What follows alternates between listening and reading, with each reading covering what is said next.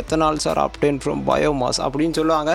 எங்க கரும்பு சக்கையிலேருந்து ஃபியூயல் எடுத்து வண்டி காரையும் கூட்டி இருக்காங்க அவங்க. ஹலோ ஃப்ரெண்ட்ஸ் அண்ட் வாகன விரும்பிகளே, நான் நவீன்.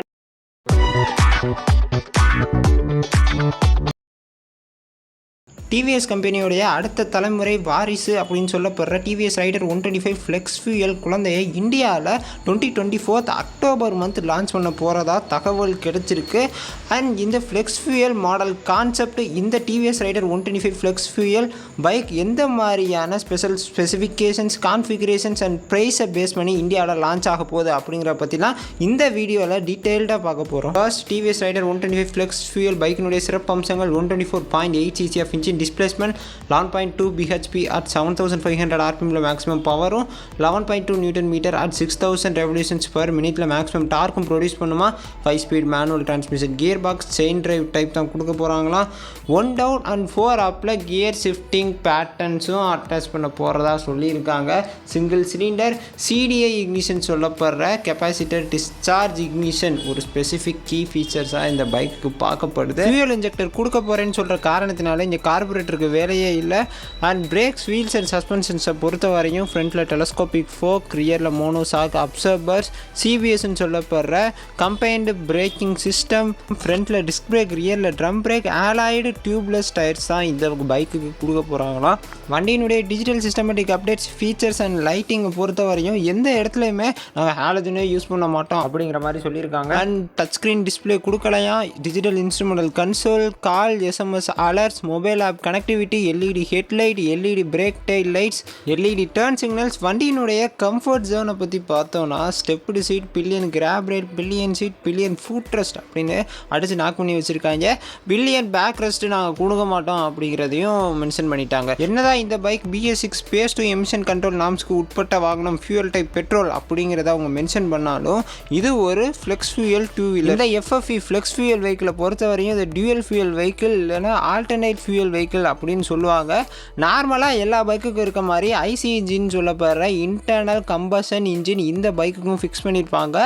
ஆனால் மோர் தென் ஒன் ஃபியூயலில் ரன் ஆகிற மாதிரி இன்ஜினை டிசைன் பண்ணியிருப்பாங்க. மோர் தென் ஒன் ஃபியூயல் அப்படின்னு சொல்கிறது usually gasoline blended with ether ethanol or methanol fuel. இங்கே கேசலின் அப்படின்னு குறிப்பிடுறது பெட்ரோலை தான். அதாவது பெட்ரோலை எத்தனாலோட பிளெண்ட் பண்ணியோ இல்லை பெட்ரோலை மெத்தனாலோட பிளெண்ட் பண்ணியோ பைக்குக்கு ஃபியூயலாக யூஸ் பண்ணலாம் அப்படின்னு சொல்லியிருக்காங்க. ஆனால் ரெண்டு ஃபியூயலையும் ஒரே ஸ்டோரேஜ் டேங்கில் தான் ஸ்டோர் பண்ணுற மாதிரி காமனாக டிசைன் பண்ணியிருப்பாங்க.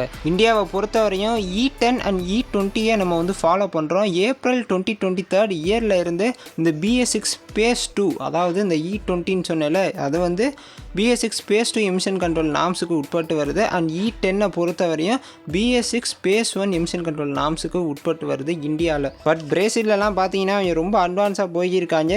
E100 எமிஷன் கண்ட்ரோல் நாம்ஸ் எல்லாம் அவங்க follow பண்ணிக்கிருக்காங்க.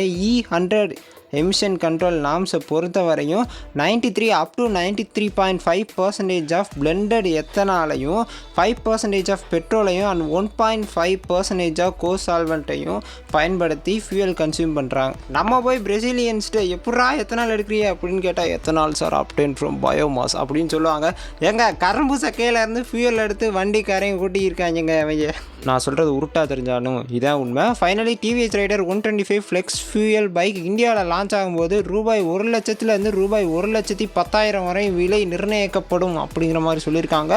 And 2024 year October month இந்த வண்டி இந்தியாவில் லான்ச் ஆகலாம் அப்படிங்கிற மாதிரியும் சொல்லியிருக்காங்க. ஆல்சோ நான் பண்ணுற வீடியோலாம் நிறைய பேர் கமெண்ட்லேயும் சொல்கிறீங்க, உருட்டுறா அவன் பாட்டுக்கு அப்படிங்கிற மாதிரி சொல்கிறீங்க. அண்ட் இந்த கண்டென்ட்ஸ் எதுவுமே நானாக சொல்லலை, எல்லாமே கலெக்டட் இன்ஃபர்மேஷன்ஸ் தான், வெப்சைட்ஸில் வரதோ இல்லை ஆர்டிகல்ஸில் வரதோ. அண்ட் நான் வீடியோ முடிக்கும் போதும் சொல்லிடுறேன், இந்த பைக் வேலி இந்த மாதிரியான வெப்சைட்ஸில் போய் தான் நான் இந்த கண்டென்ட்ஸ் எடுக்கிறேன்னு சொல்லிடுறேன். இன்னமும் உருட்டுன்னு சொல்லிக்கிறீங்க. அண்ட் இதுக்கான எவிடன்ஸ் எல்லாமே என்கிட்ட இருக்குது. இப்போது ஒரு நியூஸ் சேனலில் நியூஸ் போடுறதா இருந்தாலுமே எக்ஸ்க்ளூசிவ் அப்படின்னு போடுறாங்களா, அந்த மாதிரி கண்டென்ட் தான் இது. அவங்க சொல்கிறாங்க இந்த மாதிரி வெப்சைட்ஸ் ஒரு இன்ஃபர்மேஷன் கொடுக்குறாங்க, நான் அதைத்தான் ரிவ்யூ பண்ணுறேன். ஸோ அதை நான் டீட்டெயில்டாக ரிவ்யூ பண்ணி வீடியோ போடுறேன், அவ்வளோதான். இந்த வீடியோவில் நானாக எதுவும் கண்டென்ட்ஸை யூஸ் பண்ணல, அவங்க கொடுத்துருக்கதை தான் பேஸ் பண்ணி நான் பேசியிருக்கேன்.